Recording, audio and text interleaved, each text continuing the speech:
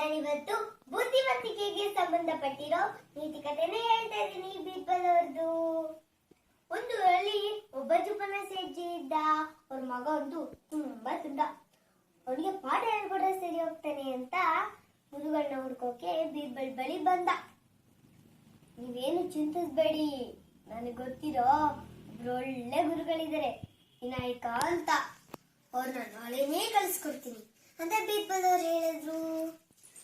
ಮಾರನೇ ದಿನ ವಿನಾಯಕ ಅವರು ಸೇಠ್ ಮನೆಗೆ ಬರ್ತಾರೆ. ಬನ್ನಿ ಬನ್ನಿ, ನೀವು ನಮ್ಮ ಮನೆಗೆ ಬಂದಿದ್ದು ತುಂಬಾ ಖುಷಿ ಆಯ್ತು. ನೀವು ನಮ್ಮ ಮಗಂಗೆ ಪಾಠ ಹೇಳ್ಕೊಡಲು ನಿಮ್ಗೆ ತಿಂಗಳಿಗೆ 5 ಚಿನ್ನದ ಮೊಹರು ಕೊಡ್ತೀನಿ. ಇದಕ್ಕೆ ಒಪ್ಪಿಗೆನಾ? ಹಾ, ಒಪ್ಪಿಗೆ ಇದೆ ಅಂತ ಹೇಳಿ ಸೇಠ್ ಅವ್ರ ಮಗಂಗೆ ತುಂಬಾ ಚೆನ್ನಾಗಿ ಪಾಠ ಹೇಳ್ಕೊಡ್ತಾ ಇದ್ರು ವಿನಾಯಕ ಅವರು. 3 ತಿಂಗಳು ಕಳೀತು, ಆದ್ರೂ ಸೇಠಿ 1 ಮೊಹರನ್ನು ಕೊಟ್ಟಿರಲ್ಲ ವಿನಾಯಕ ಅವ್ರಿಗೆ. ಬೇಸುತ್ತೆ ವಿನಾಯಕ ಬೀರ್ಬಲ್ ಬಳಿ ಹೋಗಿ ವಿಷಯ ತಿಳಿಸ್ತಾನೆ. ಚಿಂತಿಸ್ಬೇಡಿ, ನಾನು ಇದಕ್ಕೆ ಪರಿಹಾರ ಹುಡುಕ್ತೀನಿ ಅಂತ ಹೇಳಿ ಕಳಿಸ್ತಾನೆ ವಿನಾಯಕ ಅವ್ರನ್ನ.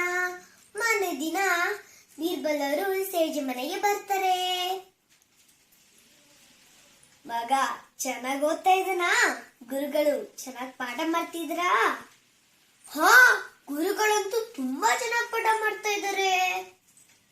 ಮತ್ತೆ ನೀವ್ಯಾಕೆ ಅವ್ರಿಗೆ ಯಾವ ದಕ್ಷಿಣೆನೂ ಕೊಡ್ತಿಲ್ಲ?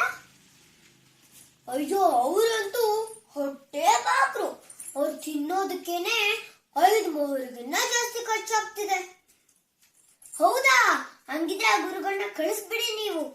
ನಾಳೆನೆ ನಾನು ನಿಮ್ಗೆ ಹೊಸ ಗುರುಗಳನ್ನ ಕಳಿಸ್ಕೊಡ್ತೀನಿ.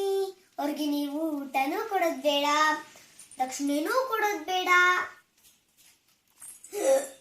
ಹಂಗಿದ್ರೆ ಅವ್ರ ಮಹಾನ್ ಗುರುಗಳೇ ಆಗಿರ್ಬೇಕು. ಬೇಗ ಕಳಿಸ್ಕೊಡಿ ಸ್ವಾಮಿ.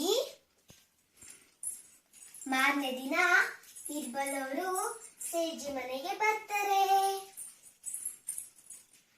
ಇದೋ ನೋಡಿ, ಜಗತ್ತೇ ಮೆಚ್ಚಿರೋ ಮಹಾನ್ ಗುರುಗಳು ಅಂತ ಬುದ್ಧರ ಮೂರ್ತಿನ ತಂದಿರ್ತಾರೆ.